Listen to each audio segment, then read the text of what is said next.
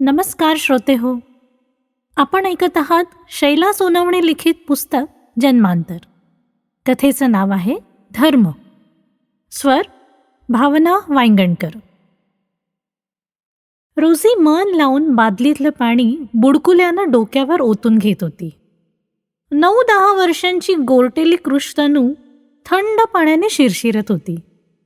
या अशा थंडगार पाण्याने डोक्यावरून आंघोळ आणि तीही अशी उघड्यावर करायला गंगव्वाने तिला मना केली होती. पण म्हातारी आत स्टोजवळ खुडखुडत होती. तोवर रोजीने संधी साधली.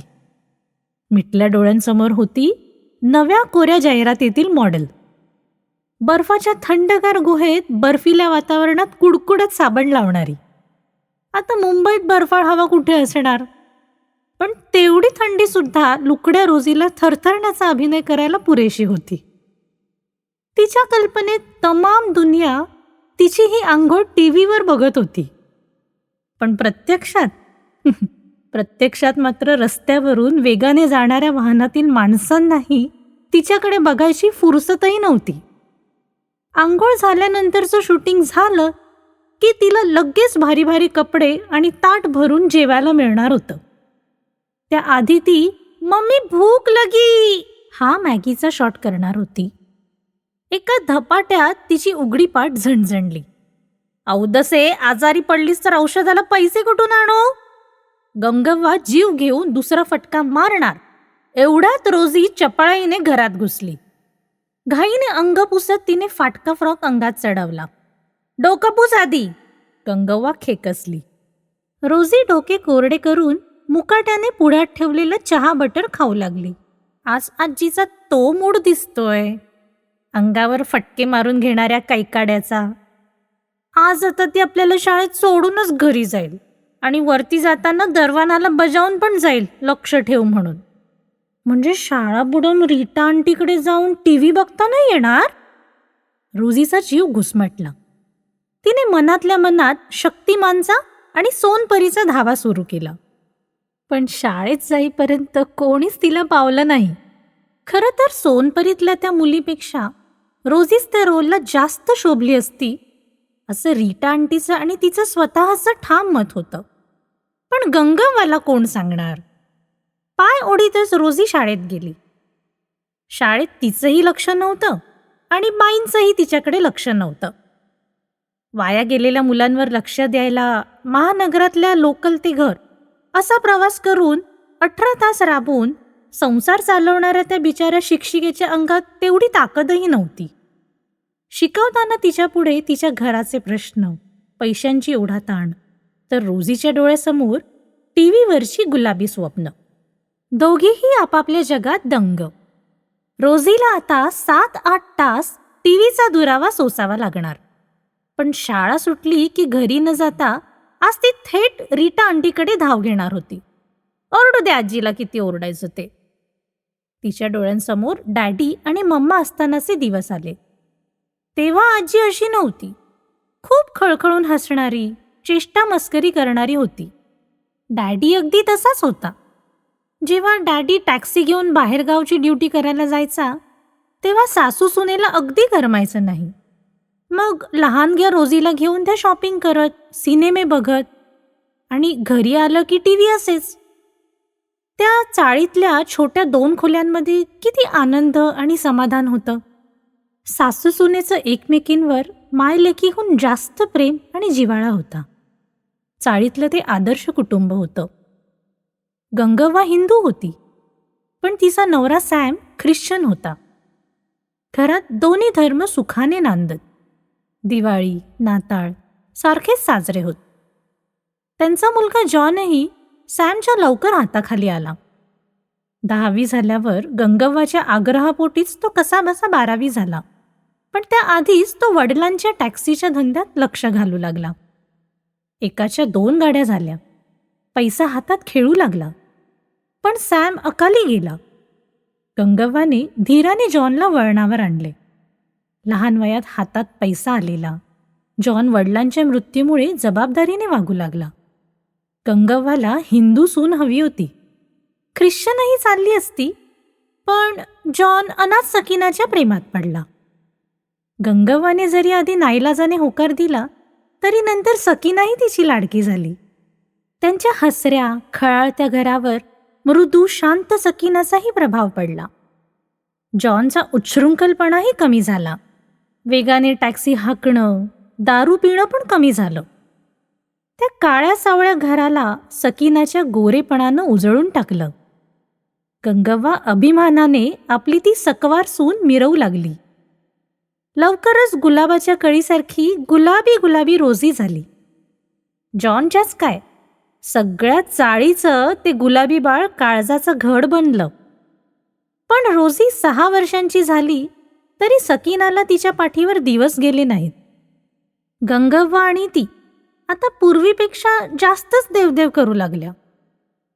पूर्वी सिनेमा थिएटरला नियमित हजेरी लावणाऱ्या ह्या दोघी आता नेमाने देवांचे उंबरठे झिजवू लागल्या.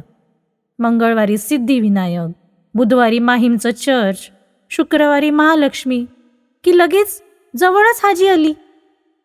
रोजीची तर काय चैनच झाली. सगळीकडे गोडगोड प्रसाद खात टॅक्सी बसने हिंडणं, घरची नसली तर एखादा ओळखीचा नात्यातल्या त्यांना घेऊन जाई. पण ह्या सर्व गोष्टीत रोजीच्या शाळेकडे थोडं दुर्लक्ष व्हायला लागलं. त्यात काय, अजून लहान तर आहे. एक दिवस शाळा बुडाली तर त्यात काय एवढं, मग घरी राहिलं की आहेच टीव्ही. पण रोजीला फक्त त्यातल्या जाहिरातीच आवडत.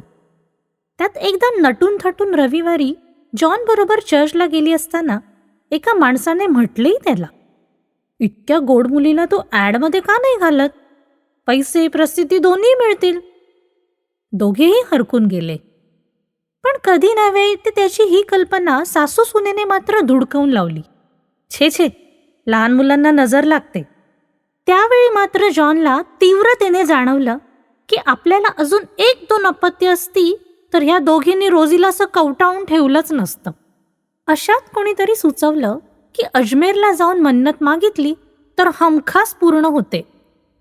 त्या उरुसाला जायचं ठरवलं आणि गंगव्वा सपाटून आजारी पडली. अशक्तपणामुळे तिचं जायचं रहित झालं. शेजाऱ्यांच्या भरवशावर तिला आणि रोजीला ठेवून जॉन आणि सकीना घरच्या टॅक्सीने अजमेरला रवाना झाले. जॉनचं ड्रायव्हिंग म्हणजे 3 दिवसांचा प्रवास 2 दिवसात. रात्रंदिवस प्रवास करून मनासारखी मन्नत मागून दोघंही गुजरात मार्गे घराच्या दिशेने निघाली. तिकडे आगडोम उसळलेला दोघांनाही माहीत नाही. चहाचा थर्मास आणि जेवण बरोबर घेऊन निघायचं. वाटेत 5 मिनिटही कुठल्याही धाब्यावर थांबायचं नाही.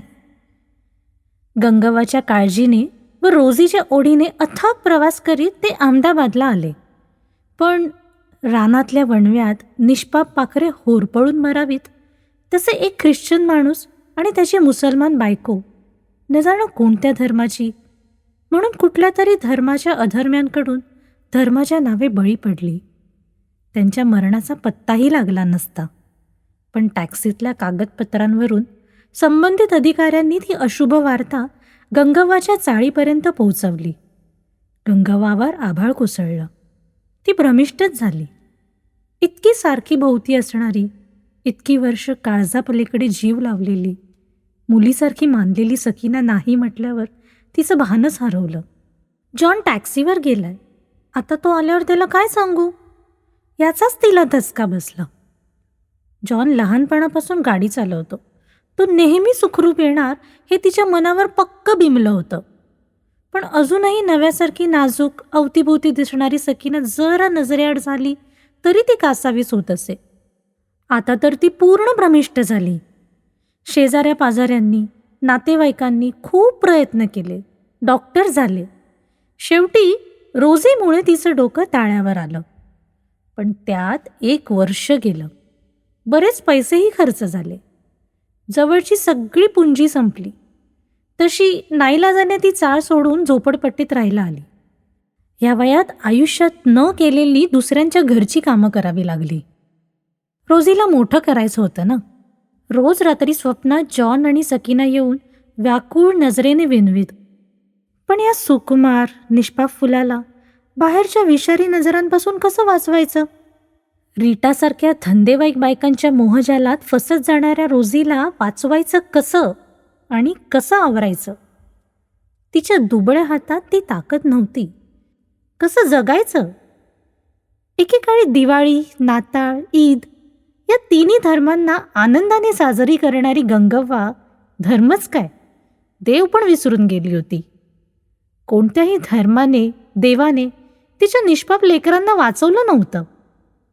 रोजीचा धर्म तर कधीच गंगार्पण झाला होता. तिचा एकच धर्म होता, टीव्हीवरची बेगडी दुनिया.